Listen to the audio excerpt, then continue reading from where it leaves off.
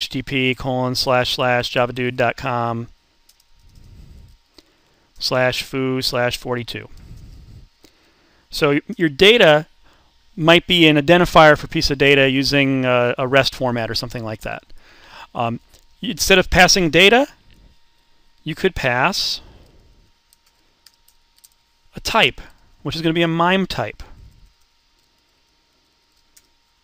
So it might be something like application/vnd.javadude.contact, something like that. So you're describing the data that you have.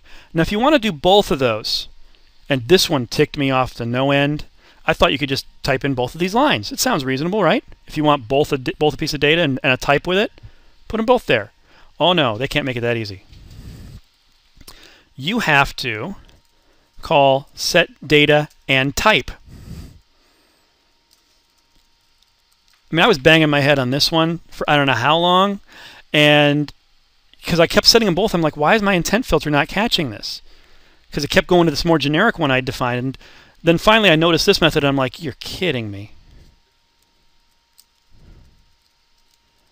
So this one would say, I want to pass in both. Oh, I need a URI.parse on him. Both a URI representing my data and something describing what the type of the data is, the MIME type.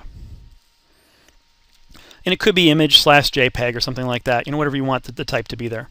So you have a choice of one of those three calls. If you specify the data, it will only match, actually, let me start with the action. If you start with an action, that's only considered a match if the intent has that action listed.